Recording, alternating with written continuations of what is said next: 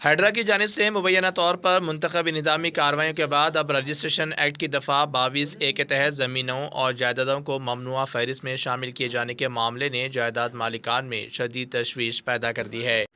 کئی ایسے مالکان جنہیں فوری مالی ضرورت کے لیے اپنی زمین، مکان یا فلیٹ فروخت کرنا ہے، اب اپنی جائیداد کی خرید و فروخت یا رہن رکھنے سے بھی قاصر ہیں۔ رجسٹریشن ایکٹ کی دفعہ 22(a) کے تحت مخصوص زمینوں اور جائیدادوں کی فروخت، منتقلی یا رہن رکھنے پر پابندی عائد کی جا سکتی ہے۔ تشویش کی بات یہ ہے کہ کئی معاملات میں جائیداد مالکان کے پاس عظیم تر حیدرآباد میونسپل کارپوریشن یا حیدرآباد میٹروپولیٹن ڈیولپمنٹ اتھارٹی کی جانب سے جاری کردہ تعمیراتی اجازت نامے، تکمیلی یا سکونتی سرٹیفکیٹ، جائیداد ٹیکس کی رسیدیں اور دیگر قانونی دستاویزات موجود ہیں۔ اس کے باوجود ان کی جائیدادوں کو ممنوعہ زمرے میں شامل کر دیا گیا۔ حیدرآباد کے کئی اپارٹمنٹ کمپلیکس کے علاوہ رنگاریڈی، میڈچل، ملکاج گری، وقارآباد اور تلنگانہ کے دیگر اضلاع میں موجود آزاد مکانات اور خالی پلاٹ بھی مبینہ طور پر اس فہرست میں شامل کیے گئے ہیں۔ سب سے بڑا مسئلہ یہ ہے کہ کئی جائیداد مالکان کو اس بات کی اطلاع ہی نہیں ہوتی کہ ان کی زمین یا مکان دفعہ 22(a) کے تحت ممنوعہ جائیداد قرار دیا جا چکا ہے۔ مالکان کو اس پابندی کا علم اس وقت ہوتا ہے جب وہ اپنی زمین، مکان یا فلیٹ فروخت کرنے یا کسی دوسرے شخص کے نام منتقل کرنے کے لیے متعلقہ سب رجسٹرار دفتر پہنچتے ہیں۔ گزشتہ چند دنوں کے دوران دلسکھ نگر، منی کونڈا، میاں پور اور حیدرآباد کے دیگر علاقوں کے رہائشیوں کی جانب سے بھی اس معاملے پر شکایات سامنے آنے کی اطلاعات ہیں۔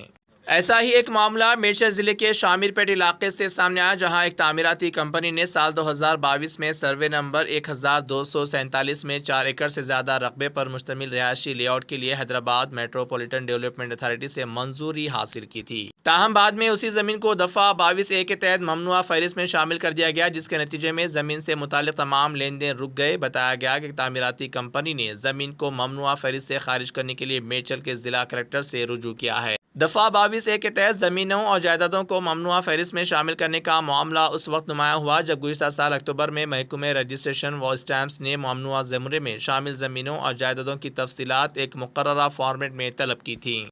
اس کے بعد تمام ضلع کلکٹروں کو ہدایت دی گئی کہ وہ ممنوعہ جائیدادوں کی تفصیلات فراہم کریں۔ محکمہ موصولات کی جانب سے فراہم کردہ معلومات میں منڈل، گاؤں یا قصبے کا نام، سروے نمبر، زیریں تقسیم کی تفصیلات، plot number, town survey number, مکان نمبر، زمین کا رقبہ اور یہ تفصیل شامل تھی کہ زمین ریاستی حکومت یا مرکزی حکومت کی ملکیت ہے یا نہیں۔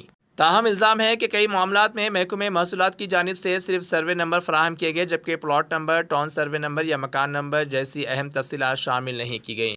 تعمیراتی شعبے کے نمائندوں نے یہ سوال بھی اٹھایا ہے کہ آخر جائیداد مالکان کو اطلاع دیے بغیر یا انہیں باضابطہ نوٹس جاری کے بغیر زمینوں اور فلیٹس کو دفعہ 22(a) کے تحت ممنوعہ فہرست میں کیسے شامل کیا جا سکتا ہے؟ جائیداد مالکان کا کہنا ہے کہ اگر کسی مخصوص زمین یا جائیداد پر قانونی اعتراض موجود ہے تو متعلقہ مالک کو اس کی واضح وجہ بتائی جانی چاہیے اور اسے اپنی دستاویزات پیش کر کے وضاحت دینے کا موقع بھی ملنا چاہیے۔ فی الحال جائیداد مالکان کی نظریں ضلع کلکٹرز اور متعلقہ محکمہ جات کی جانب سے اٹھائے جانے والے اقدامات پر ہیں۔ اگر حکومت ممنوعہ فہرست میں شامل جائیدادوں کی تفصیلات کا دوبارہ جائزہ لے کر سروے نمبر، پلاٹ نمبر اور انفرادی جائیدادوں کی واضح نشاندہی کرتی ہے تو کئی حقیقی جائیداد مالکان کو درپیش مشکلات کم ہو سکتی ہیں۔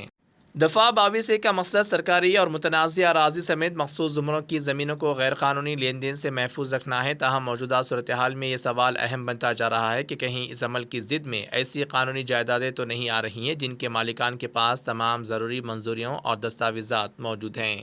اب جائیداد مالکان اور تعمیراتی شعبے کی جانب سے مطالبہ کیا جا رہا ہے کہ حکومت اس معاملے کی جامع جانچ کرے، متاثرہ جائیدادوں کی تفصیلات واضح کرے، حقیقی مالکان کو اطلاع فراہم کرے اور جہاں قانونی رکاوٹ موجود نہ ہو وہاں جائیدادوں کو ممنوعہ فہرست سے خارج کرنے کے لیے فوری اقدامات کیے جائیں۔ مزید خبروں کے لیے ہمارے چینل منصف نیوز 24x7 کو دیکھتے رہیے۔ اگر ویڈیو اچھی لگی تو لائک کریں، شیئر کریں اور چینل کو سبسکرائب کریں۔